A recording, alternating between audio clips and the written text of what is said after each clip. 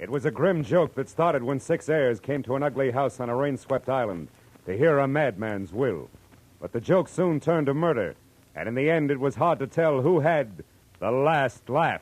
From the pen of Raymond Chandler, outstanding author of crime fiction, comes his most famous character in The Adventures of Philip Marlowe.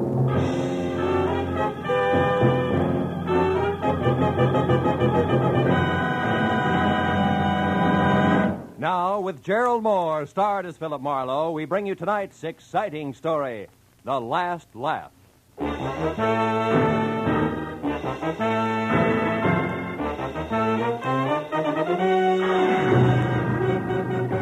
I'd spent a week wading through moldy beer joints and cheap hotels after a dancer on the downgrade. And when I found her, she was 2 days dead in a coal cellar, all of which left me with a rancid taste in my mouth. But when I woke up after a night's sleep to the tune of a robin on my windowsill, I realized it was spring and time for Marlowe to take a long, easy weekend someplace. Someplace where the surf meets sand like it does at, say, Ensenada. Without so much as a second thought, I threw some clothes in a bag, phoned the Riviera Pacifico for reservations, and charged out the door, where I ran head-on into a funny man with a studious face charging in. I'm awfully sorry. Why, you're Philip Marlowe. Yeah, I know. My name is Dow, and I represent the law firm that handles the interests of Julius Spangler. Therefore, Did you say Julius Spangler? Goodbye, Mr. Dow. Now, wait, Mr. Marlowe. Now, listen, I had a run-in with that screwball Spangler less than a month ago. A man was knocked down a flight of stairs, I got shot at, an apartment house was set on fire, and Julius called it a practical joke and laughed himself silly. Best I could do for him was 3 days in jail. It should have been 3 years. Goodbye, Mr. Darwin. But that sort of thing is all over now, Mr. Marlowe. Mr. Spangler is dead.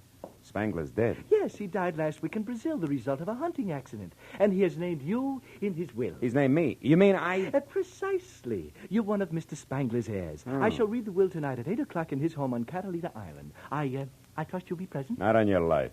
It's me for Ensenada, and nothing's going to stop me. Goodbye, Mr. Darwin. There are only 5 other heirs. Huh? And the estate runs well over $500,000. Oh? Almost any way you split that much up, Mr. Marlowe, it comes out something more substantial than a weekend at Ensenada.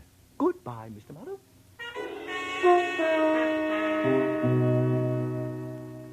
It was fantastic. But then so was Julius Spangler. Who knows? Maybe he actually admired me for throwing him in jail. After all, what's old Mexico got that Catalina doesn't have in better? What could I lose? It was only a matter of minutes before I was in Wilmington and climbing the gangplank of the last boat for Catalina Island. She nosed past the breakwater and headed for the open sea, and the green water glistened with gold from the sun, slanting into a bank of clouds on the horizon. This was the life. I sat back and relaxed for all of 10 seconds before the name Spangler came up again. This time being volleyed between a matron meticulously tailored by I.J. Fox, who clung to a pipe-smoking gentleman at the rail, and a cute blonde ball of fire facing them. Some of my friends are aboard, and I don't want to be seen with you. Look, you may be Your Highness Millicent Burke Ashby to those snoots, but you're still just Millie Spangler to me, you overstuffed social climber. Why, you insufferable little upstart. You're nothing. I'll give him a good show, like this. Nicky Oh, Bennett, take me away from here. I think I'm going to faint. On nuts. Well, what are you staring at, Buster? Haven't you ever seen a red jersey sweater before? How do you do? Yeah, that sweater plus that right hook of yours adds up to quite an exhibition. You must belong to Julius. He was my uncle, but... Now, wait. Don't tell me you're in his will, too. Then you're Philip Marlowe. Yeah, I got him 3 days in the cooler, so now I'm an heir. Who are your two friends? Millicent Burke Ashby, my half-sister, a professional snob I'm going to get mad enough at to kill one of these days. The jerk with her is Bennett Haynes, a cousin not enough times removed. They're also heirs. Which still leaves 2 more. Yeah, an old geezer who collects butterflies and that blockhead Roderick who passed for secretary and companion to Uncle Julius. Yeah, I know Roderick. And what do you pass for, Nicky? As if I couldn't tell. You can't. Ever been in Nick's Bar and Grill on La Brea, Marlowe? Well, I'm Nick. No kidding. Mm-hmm. And if this inheritance hadn't come along, I'd have lost my shirt. Boy, I'm really in a money jam, and Uncle Julius is saving the day for me. Yeah, but he had to die to do it. Well, sure, that's the only way he ever would. I wrote and asked him for a $10,000 loan once. Got a check back in the return mail, but it was signed by Alexander Hamilton. So I came out here to Catalina to see him, but he'd already left for Iceland. I spent a week by myself painting his launch for amusement. Then I went home again without a cent. He was a charmingly whimsical old man. By the way, where's his house? Over on the deserted side of the island, naturally. Naturally. The only way to get to it is by launch. Roderick's going to meet us when we dock at Avalon. Oh, fine. You mean we'll be stuck at Spangler's old house all night? Is that bad, Phil? It's quite lovely. In a lot of ways.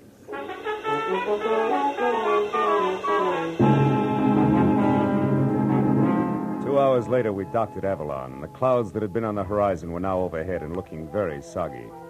Roderick, the late Mr. Spangler's secretary, in a striped silk shirt, gold hickok cufflinks, polka dot bow tie, and derby, was waiting for us with a launch. And after we had all shivered through another spray-splashed, wave-bucking hour and a half, we finally pulled into a small cove. A house squatted alone on a point of rocks 100 practically vertical feet above the water. And as we laboriously made our way up to it, the rains came. Julius Spangler would have loved it. When the door closed behind us, everyone dashed for the nearest fireplace, except me. I was cornered by a septuagenarian with a shock of white hair, a scraggly yellow mustache, and spectacles so thick they looked like shot glasses with horn rims. He rolled up in a wheelchair, which he handled like it was a hot rod, skidded to a stop, and shoved a fistful of brandy out at me. Howdy, young fella. This, I figured, was the butterfly-collecting cousin, Yeah. Matthew Spangler. Better have a slug of this before pneumonia sets in. Well, sir, I suppose you're here for the reading of Cousin Julius's will? Yeah, so that's right. So am I. Wouldn't miss it for the world. No. He's leaving me his collection of nymphalidia. Butterflies, you know. I don't like money, just bugs. Figures. Yes, sir. Been an entomologist for 50 years, lepidopterist for 40. I've got specimens of 12,000 species. Only a few thousand left to go. Practically nothing. You've a keen mind. Mm-hmm. Here, have a cigar. Thank you. No, Go on. It's the best. Save it for later when you got something to celebrate. Oh, there's Roderick. He'll show you around. I want to go meet these young ladies. So long, son. I'll see you. Out of the way, Roderick. Hey, watch it. Crazy wheelchair jockey almost ran me down. Well, Mr. Marlowe, it's nice to have you with us. Yeah, I'll bet. Look, Roderick, why did Julius stick me in his will along with all his relatives? I don't know. Maybe he was nuts. You can say that again. Keeping all his junk, for instance. Junk? Well, these are trophies. That burnt match there was used in the first Hartford. Julius perfected that gag in 1903. Spangler contribution to American culture, huh? Well, get you. What did you ever do? Wait, wise guy. This one's even better. He panicked the whole city with this phony newspaper headline. Here. Report of baby snakes in city water system false? Yeah. He tells them there's nothing to it, and they still blow their tops. That's tremendous, huh? Yeah, quaint. Julius was right. You got no sense of humor. The lawyer Darwin will read the will in 30 minutes, so be ready.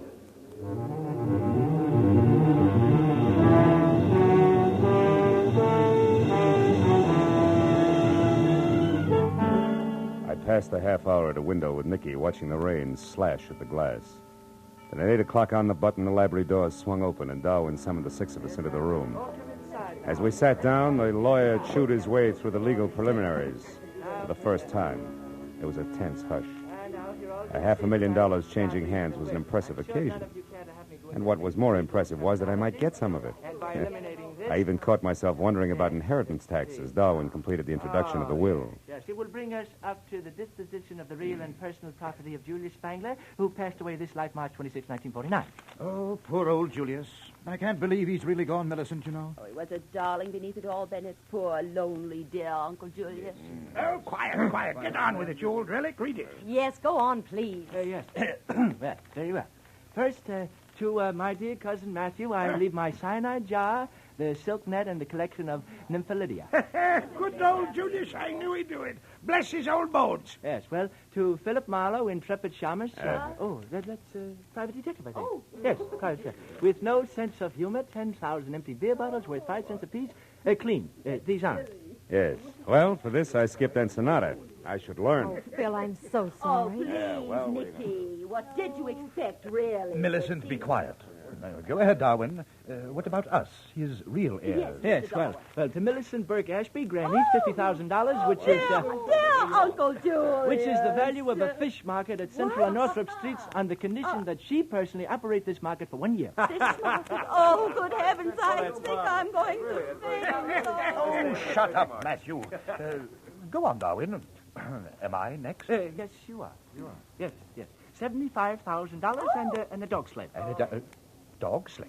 Well, what's that for? Why, to get your claim. You see, the money is the assayed minimum value of a gold claim at Point Anxiety, Alaska, which it says here you must develop with your own hands. Why, that doddering old fool. I'll fight this travesty of a will through every court in the state.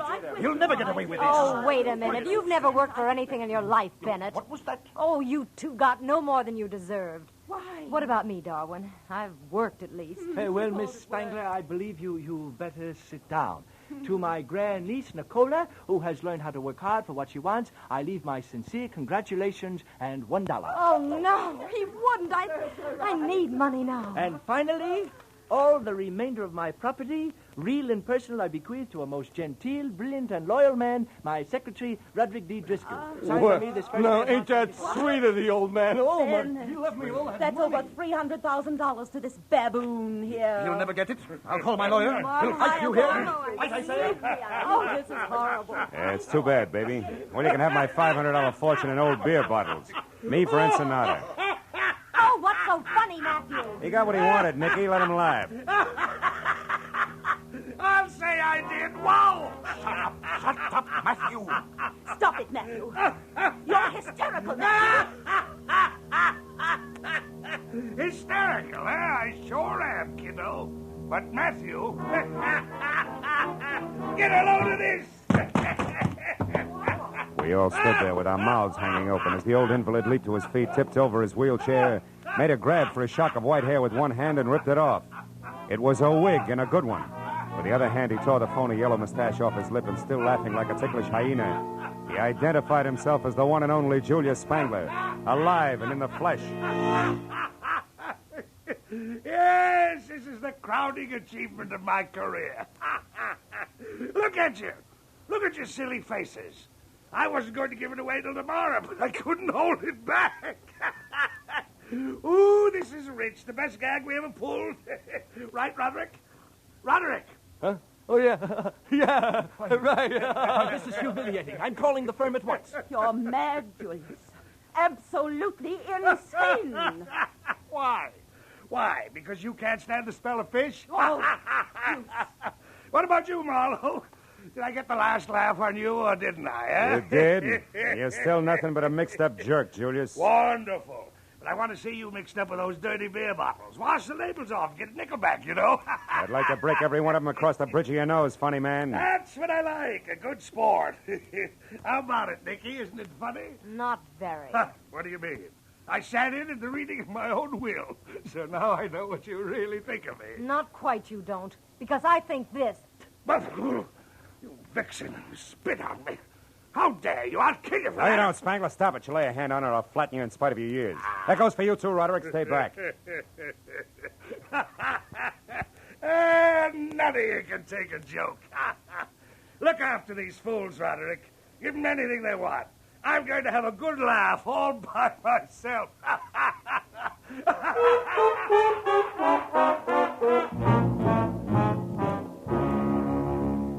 After the mastermind of the impractical joke had guffawed his way out of the room, Roderick took his life in his hands and invited everyone to coffee and brandy. But the zest had gone out of the erstwhile airs like the snap from a second-hand girdle. So without as much as a backward glance, they all went their separate ways to their rooms. All but Marlowe. I drank coffee and brandy, and since the rain had stopped, tried for 20 minutes to threaten, bribe, and argue Roderick out of a way back to Avalon. But he swore it was impossible, and I was about to swear back at him when we heard it. We ran to the French doors at the end of the room and out. Millicent was on the walk outside, her hands clamped against her mouth, staring down at the rocks near the surging water 80 feet below. Mrs. Ashby, what happened? What is it? Millicent, what's the matter? it's Julius. He's down there. He must have fallen. Yeah. Either that or he was pushed by somebody who couldn't take a joke.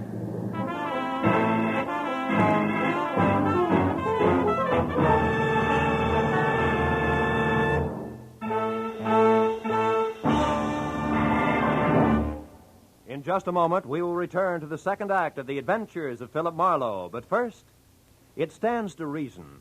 It's a proven fact. If we all work together to produce more per man, per machine, per hour, every one of us will gain from the cooperation. This is the American economic system. It operates for the benefit of all the people. We can and should cooperate for better jobs, higher incomes, more of the good things of life. For your free copy of the booklet, The Miracle of America, write Box 10, Times Square Station, New York City. Now, with our star, Gerald Moore, we return to the second act of Philip Marlowe and tonight's story, The Last Laugh.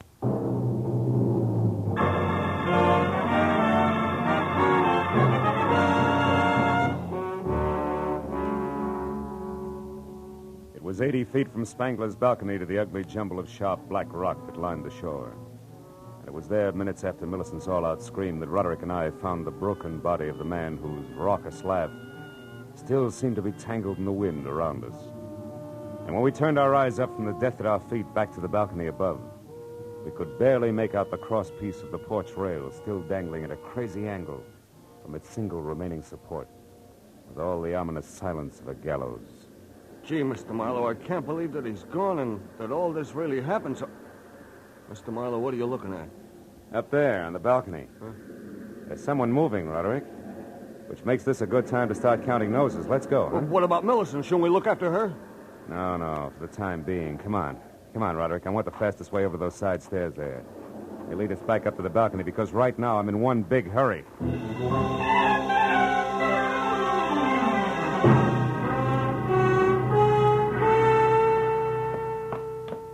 There's nobody here, Marlowe. Are you sure you saw... Hold it. Somebody's coming. Get back away from the rail. Why, it's Bennett Haynes. Yeah. I'm very interested in the spot where that crosspiece came loose from the top of that post. Well, what's he doing there now? I mean, the way he's scratching something across the top of it. The gentleman, Roderick, has forgotten that it rained. Oh. He's trying to strike a match on wet wood. Mr. Haynes! What? Would you like to use my thumbnail? It's dry. Oh, why, Marlowe, what are you and Roderick doing here? It's called spying. And you, Mr. Haynes? I am here, Marlowe, because I think it's very strange that this accident should have happened less than an hour after Julius Spangler left a room full of people who hated him. Which incidentally included you? Yes, but I know that I had nothing to do with this. Now, here, a couple of matches for that stellar thumbnail. Don't go too close to the edge, Marlowe. Thanks, Roderick. I won't. I'll only go close enough to... Marlowe, if you're staring at that mark across the top of the post, stop wasting your time. I just made it with that match that wouldn't light on wet wood, remember? Mm-hmm. But that mark is not what I'm staring at. It's this green one here on the edges of the top of the post. A mark that could mean somebody pried the crosspiece loose with an object that was covered with green paint. All of which points up two things, huh? First, that someone murdered Spangler by loosening this rail, and second, that I've still got a couple of noses left to count. One belongs to a lawyer named Darwin, and the other to the fancy owner of Nick's Bar and Grill. No, what's that? It's Millicent there, down below. In trouble. Come on. Let's follow the leader with me out in front, back down the wooden stairs and over to the spot where Millicent Burke Ashby, the tailored lady, was sprawled over a lot of soft ground. Unhurt, but coming apart at the seams in more ways than one. I sent Bennett Haynes off to find Darwin and then helped Millicent to her feet. Shook well and waited for results. Millicent, make sense. Come on. Take it from the top, will you? Tell us what happened. Oh, it was Nicky. Yeah? I saw her running away from the house. Go on. She was running toward the water. And when you tried to stop her, she knocked you down? Yes, she slapped me and said I should keep my mouth shut. Did she say why? No, she just said something about green paint. Green paint? What about it? Come on, Millicent, think hard. What about the paint? I don't know. What does this mean, Marlowe? We gotta get to Nicky Spangler fast. Roderick, she was headed down toward the water. How many boats are tied up there? Just a launch and a little... Yeah? No, wait a second. There's the outboard. She used to run that herself. All right, then we split. You for the launch and me for the outboard. Now, where is it? We're down there in that boat shed behind the trees. But you better let me take care of that, Marlowe. It's dark and slippery in there, and I know my way around. No, thanks. I'll take my chances. At the moment, I'm very anxious to meet up with that lady again in person. Now, you get to the launch and you, Millicent, back to the house. Whoever finds her, yell, good and loud.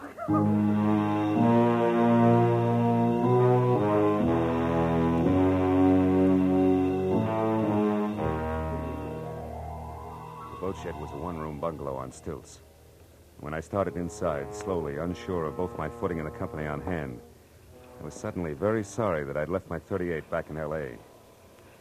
But in the next minute, I began to breathe easier because just visible ahead of me was the Spangler outboard. And when I got closer, I saw that it was empty. Then I heard somebody behind me. I turned just in time to see a thick, crooked branch coming at my head fast. Oh!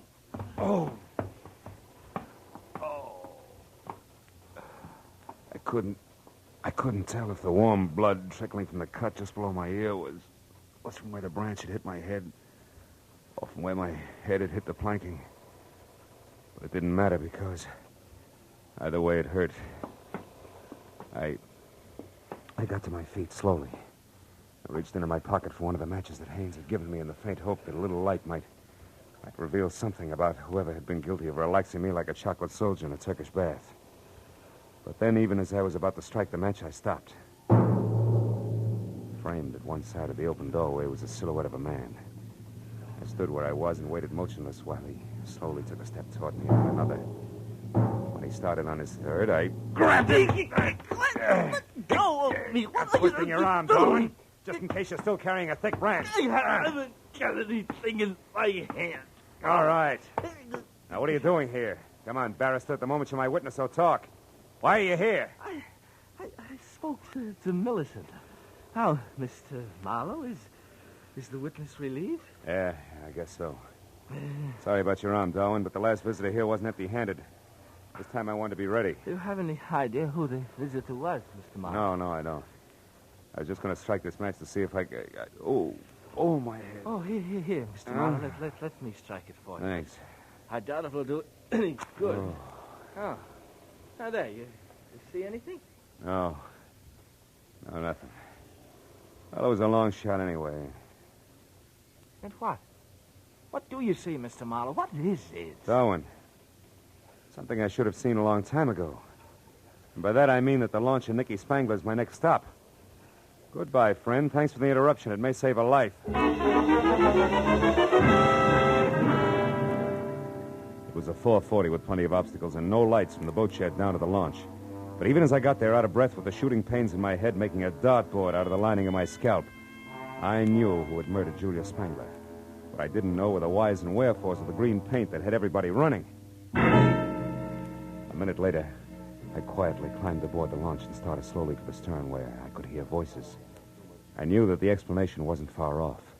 When I was close enough to see Nicky standing in the reflected light of the moonwash, I didn't have to hear anything because, clenched in her hands and held close to her side, was the answer to the marks I'd seen on the post on Spangler's balcony.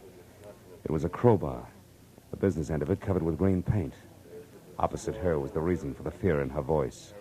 It was the man who had killed the practical joker, Julius Spangler's ever-faithful secretary, Roderick. You're being awful stubborn, Nicky, which is something you must have got from your late granduncle. Now, give me that crowbar. Why? So you can get rid of it, and me too, and then return to the others and mourn the loss of your employer? Sure. I just love everyone to think that I miss him terribly when the truth is that I kill him. I hated him and his stupid jokes every minute of every day that I worked for him. Hated him, Nicky, the way I hate you and your snooping ways. Don't give me that crowbar! Don't do it, Nicky. Don't move, Roderick. I'll blow your head off. Oh, Phil, thank goodness. I'll get back, Buster, get away from her, and stay in one place or I'll shoot. So help me. Marlowe, he did it. He killed Julius because he hated him. That and a chance at $500,000, right, Broderick? I don't know what you're talking about. Then, my head. What is it, Marlowe? Nothing, honey. I walked into a branch that our friend here was holding a little while ago. I still don't know what you're talking about. And I'll make it real plain. Roderick, you killed Julius Spangler because you wanted to turn his greatest practical joke into a bonanza for yourself. You wanted that screwy will to stand. Nobody else was in on the gag, not even the lawyer. So nobody else would ever know that it was only a gag. Nor would anybody care that some wacky old cousin who liked butterflies accidentally fell to his death. But, Marlowe, Julius was killed after we all knew the whole thing was only a practical joke. Yeah, but that wasn't part of the original plan, Nicky. Julius wasn't going to unmask himself and the joke about the will until the next morning. Isn't that also correct, Roderick? Yeah, that's correct, smart guy. Yeah. I was going to get everything. But when that failed, I still wanted him to die. And I would have gotten away with that if this dame here hadn't been so curious about those green markings on the railing. And, Roderick, if the same dame hadn't also remembered a crowbar that she'd once spilled some green paint I on. heard enough. Yeah, for the time being, I guess you have. Oh, Marlowe, it's your head again, isn't it? Yeah, isn't it the poor boy? No, you don't, Roderick. Stay back. Oh, Marlowe, you all right? Huh? Are you? Not exactly, honey. Did you get him? Yeah, with the crowbar, no less. Oh. But you better give me your gun in case he wakes up suddenly. I can't. I haven't got one, baby. You don't have one, but you're going to pass out. What'll I do with him? Oh, baby, there's only one thing to do. Let him have it again.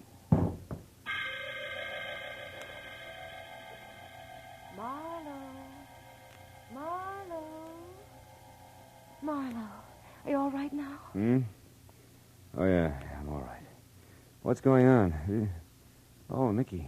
Nicky. And before you can say, where am I, I'll tell you, honey. This is Avalon, a lovely spot on the island of Santa Catalina. It's now 2 o'clock in the morning. Your head isn't so much as fractured, and you're sitting up in a chair that belongs to the nice lady who rented you this room at a reasonable price. And the others? All back at the place, except, of course, Roderick. Last I heard of him, he was still answering questions for policemen. Which, by the way, brings me right to the point. This I gotta know. Phil, how did you figure that Roderick was guilty? Wet wood, Nicky. Wet wood that should have been dry. It was up on Julius Smadlinger's balcony.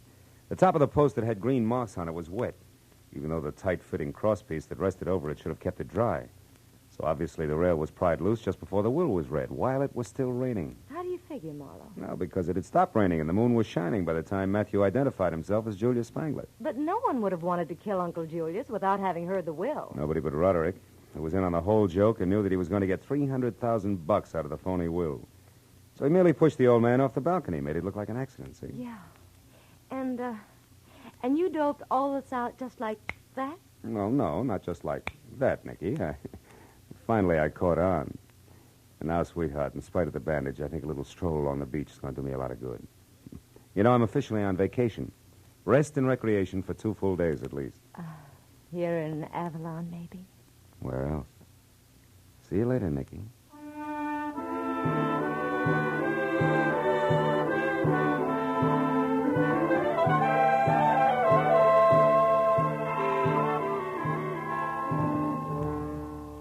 I got outside and down to the pretty strip of beach that runs along behind the spot where the steamer docks. I felt a lot better. I sat down on the moon-drenched sand and relaxed for the first time that night. As I sat there, I reached into my breast pocket for a cigarette, but instead came out with the expensive cigar that Matthew Spangler had given me. It wasn't until I had lit it and was puffing along that I suddenly remembered that Matthew Spangler had really been Julius, so I got rid of the cigar. Hey, just in time. Yeah, I wasn't sure, but maybe Julius Spangler, wherever he was having the last laugh, after all.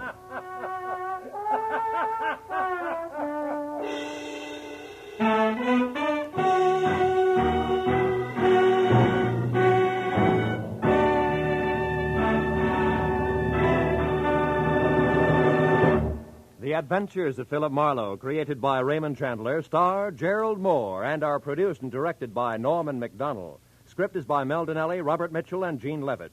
Featured in the cast were Ellen Reed as Julius Spangler and Doris Singleton as Nicky, with Ann Morrison, John Daner, Paul Duboff, and Peter Leeds. The special music is by Richard O'Runt. Be sure and be with us again next week when Philip Marlowe says... The partner from Mexico City, the stranger dead in Nevada, and the man with the cauliflower ear. All added up to a corpse on a concrete floor. But I couldn't figure why until I had found out that there was one name above all that had to be remembered.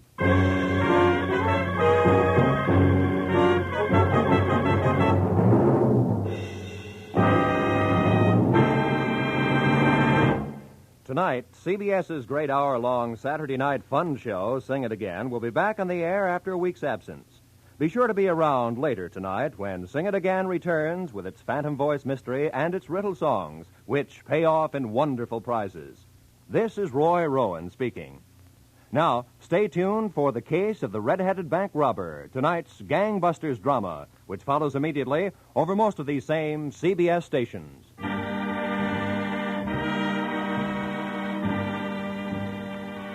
This is CBS, the Columbia Broadcasting System.